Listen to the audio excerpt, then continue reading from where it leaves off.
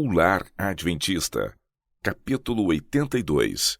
Como o cristão escolhe sua recreação. Recreação cristã ou divertimento mundano. A diferença entre recreação e divertimento, a recreação na verdadeira acepção do termo recriação, tende a fortalecer e construir, afastando-nos de nossos cuidados e ocupações usuais, proporciona descanso ao espírito e ao corpo, e assim nos habilita a voltar com novo vigor ao sério trabalho da vida.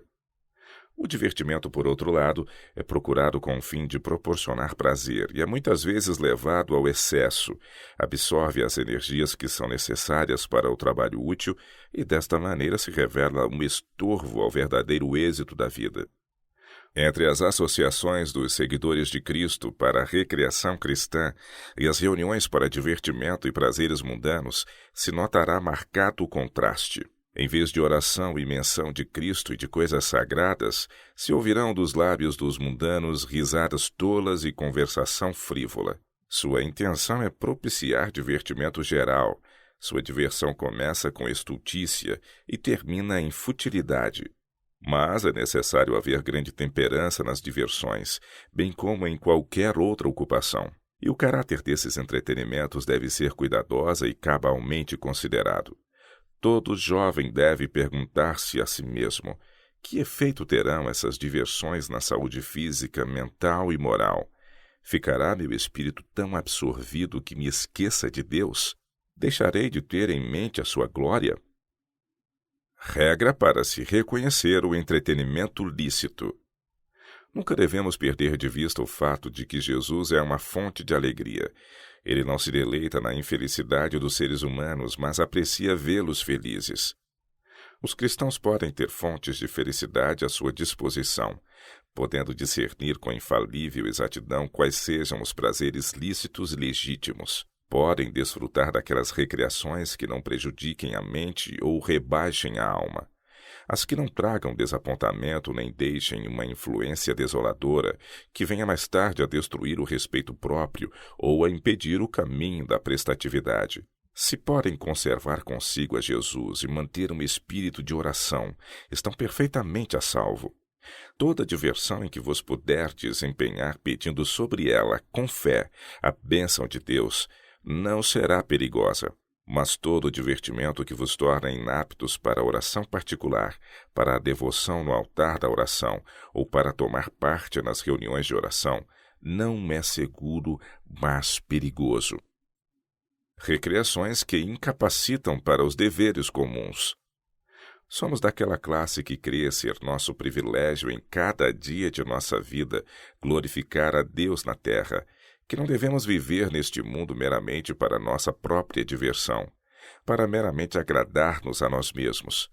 Aqui nos achamos para beneficiar a humanidade e ser uma bênção para a sociedade, e se permitimos a mente soltar-se daquela corrente inferior em que giram os pensamentos dos que buscam simplesmente vaidade e extravagância, como podemos ser um benefício à nossa raça, à nossa geração? Como ser uma bênção à sociedade em volta de nós? Não podemos inocentemente condescender com qualquer diversão que nos inabilite ao mais fiel desempenho dos deveres usuais. O bem-estar da alma não deve ser posto em perigo pela satisfação de qualquer desejo egoísta, e devemos evitar toda a recreação que de tal modo fascine a mente que os deveres comuns da vida pareçam insípidos e desinteressantes. Pela condescendência com tais divertimentos, a mente se confirma numa direção errada, e Satanás perverte de tal maneira os pensamentos que o erro chega a parecer direito. Então, uma restrição e submissão aos pais, tal como Cristo prestou aos seus, parece insuportável. Reuniões sociais objetáveis. Há muitas coisas que são boas em si mesmas, mas que, pervertidas por Satanás, provam-se um laço para os desprevenidos. Conforme são realizadas comumente, as reuniões sociais são um embaraço ao crescimento real, quer do espírito, quer do caráter.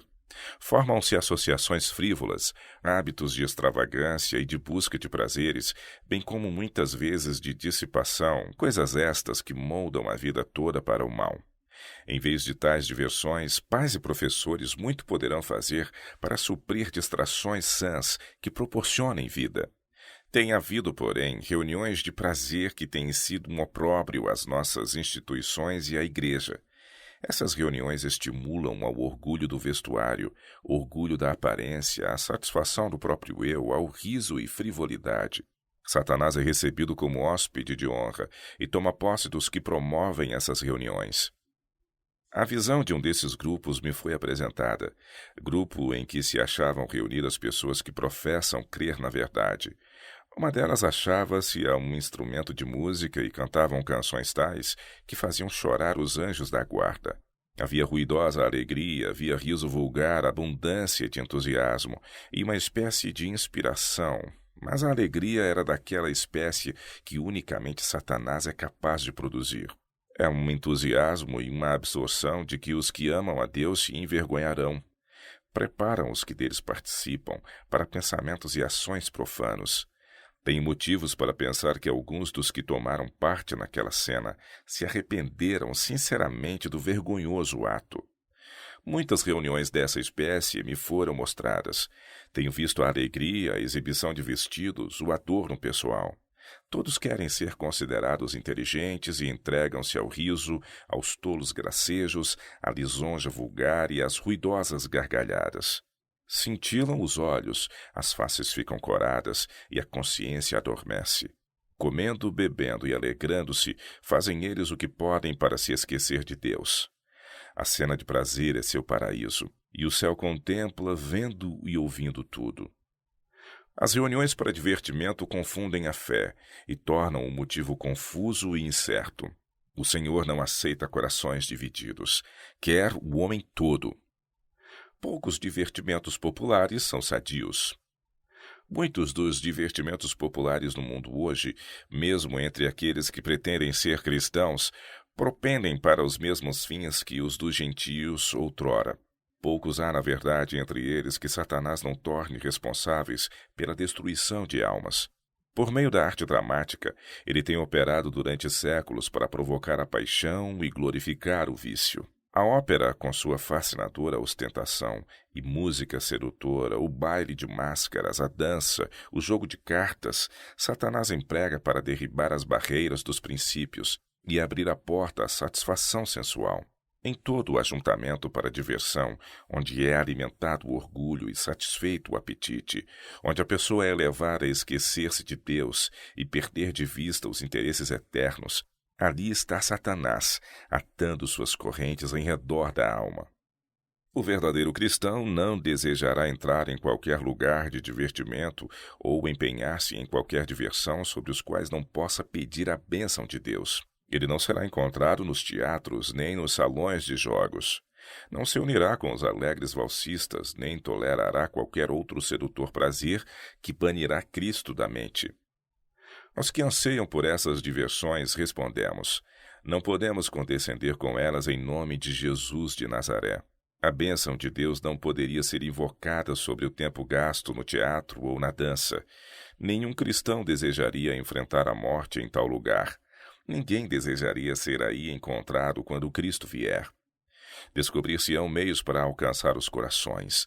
Alguns dos métodos usados nesta obra serão diferentes dos que foram usados na mesma no passado, mas não permitamos que alguém, por causa disto, ponha obstáculos no caminho mediante a crítica. Teatro, ninho de imoralidade. Entre os mais perigosos lugares de diversões acha-se o teatro. Em vez de ser uma escola de moralidade e virtude, como muitas vezes se pretende, é um verdadeiro foco de imoralidade. Hábitos viciosos e propensões pecaminosas são fortalecidos e confirmados por esses entretenimentos. Canções baixas, gestos, expressões e atitudes licenciosos depravam a imaginação e rebaixam a moralidade. Todo jovem que costuma assistir a essas exibições se corromperá em seus princípios. Não há em nosso país influência mais poderosa para envenenar a imaginação, destruir as impressões religiosas e tirar o gosto pelos prazeres tranquilos e as realidades sóbrias da vida do que as diversões teatrais. O amor a essas cenas aumenta a cada condescendência, assim como o desejo das bebidas alcoólicas se fortalece com seu uso. O único caminho seguro é abster-se de ir ao teatro, ao circo e a qualquer outro lugar de diversão duvidosa. Dança, uma escola de depravação. Em muitas famílias religiosas, a dança e o jogo de cartas são feitos um passatempo familiar. Argumenta-se que esses são divertimentos domésticos tranquilos, os quais podem ser desfrutados a salvo sob as vistas paternas. Mas assim é cultivado o amor por esses prazeres estimulantes, e o que era considerado inofensivo no lar não será por muito tempo considerado perigoso fora. Ainda está por provar que haja qualquer bem a ser obtido desses divertimentos. Eles não dão vigor ao corpo nem repouso à mente. Não implantam na alma qualquer sentimento santo ou virtuoso. Ao contrário, destrói todo o gosto por pensamentos sérios ou pelo culto. É certo que há um grande contraste entre as reuniões da classe mais seleta e as promíscuas e degradantes reuniões das casas de dança vulgar, mas todas são passos no caminho da dissipação. A dança de Davi não é um precedente. A dança de Davi em júbilo reverente perante Deus tem sido citada pelos amantes dos prazeres para justificarem as danças modernas da moda, mas não há base para tal argumento. Em nosso tempo, a dança está associada com a extravagância e as orgias noturnas. A saúde e moral são sacrificadas ao prazer. Para os que frequentam os bailes, Deus não é objeto de meditação e reverência. Sentir-se-ia estarem a oração e o cântico de louvor deslocados na assembleia deles. Esta prova deve ser decisiva. Diversões que tendem a enfraquecer o amor pelas coisas sagradas e diminuir nossa alegria no serviço de Deus não devem ser procuradas por cristãos. A música e dança, em jubiloso louvor a Deus, por ocasião da mudança da arca, não tinham a mais pálida semelhança com a dissipação da dança moderna. A primeira tendia à lembrança de Deus e exaltava seu santo nome. A última é um ardil de Satanás para fazer os homens se esquecerem de Deus e o desonrarem. Jogos de cartas, prelúdio para o crime. O jogo de cartas devia ser proibido. As associações e tendências são perigosas. O príncipe das potestades das trevas preside nas salas de jogo e onde quer que haja jogo de cartas. Anjos maus são hóspedes familiares nesses lugares. Nada há em tais divertimentos que seja benéfico à alma ou ao corpo. Nada há que fortaleça o intelecto, nada que o robusteça com ideias para uso futuro. A conversação é sobre assuntos triviais e degradantes. Perícia no manuseio de cartas leva logo ao desejo de pôr essa habilidade e tato de alguma forma em benefício próprio. É posta em jogo uma pequena soma, depois outra maior, até que se adquire uma sede pelo jogo, a qual leva à ruína certa. Quantos este pernicioso divertimento tem levado à forca? E, no entanto, muitos pais não veem o terrível abismo de ruínas que se abre para nossos jovens. O temor de parecer singular. Professos cristãos de caráter e experiência religiosa superficiais são, pelo tentador, usados como engodo.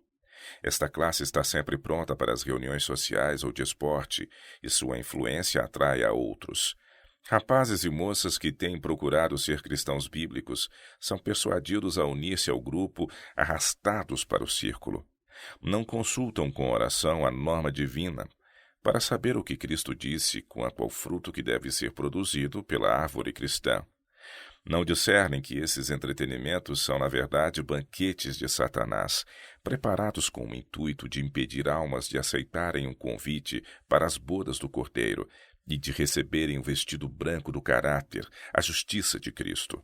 Ficam confundidos quanto ao que é direito fazerem como cristãos.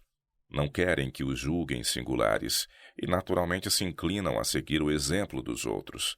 Caem assim sob a influência dos que nunca tiveram o divino toque no coração ou na mente. Evitar o primeiro passo na condescendência. Talvez não vejais nenhum perigo real em dar o primeiro passo na frivolidade e na busca do prazer, e penseis que quando vos aprouver mudar de atitude, sereis capazes de proceder corretamente com tanta facilidade como antes de vos entregardes ao mal. Engano.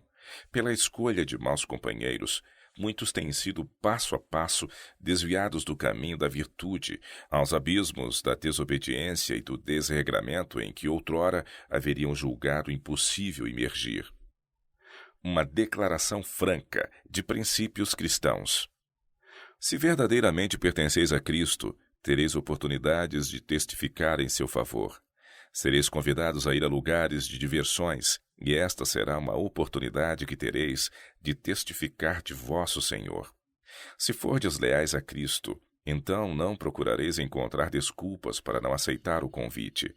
Mas, clara e modestamente declarareis que sois filhos de Deus, e vossos princípios não vos permitiriam estar num lugar, mesmo ocasional, onde não podeis convidar a presença de vosso Senhor. É desígnio de Deus manifestar por meio de seu povo os princípios de seu reino. A fim de que lhes seja possível revelar esses princípios na vida e no caráter, ele os deseja separar dos costumes, hábitos e práticas do mundo. Assombrosas cenas se estão desdobrando diante de nós, e em tal tempo é preciso que a vida do povo professo de Deus seja um vivo testemunho, de modo que o mundo veja que neste século, quando o mal espalha-se por toda a parte, existe ainda um povo que põe de lado a própria vontade para fazer a vontade de Deus, povo em cujo coração e vida se acha escrita a sua lei. Deus espera que os que usam o nome de Cristo o representem. Seus pensamentos devem ser puros, suas palavras nobres e próprias para elevar. A religião de Cristo deve entretecer-se em tudo quanto eles façam ou digam. O Senhor deseja que seu povo manifeste pela vida que vive a vantagem do cristianismo sobre a mundanidade, manifeste agir em plano mais elevado e santo.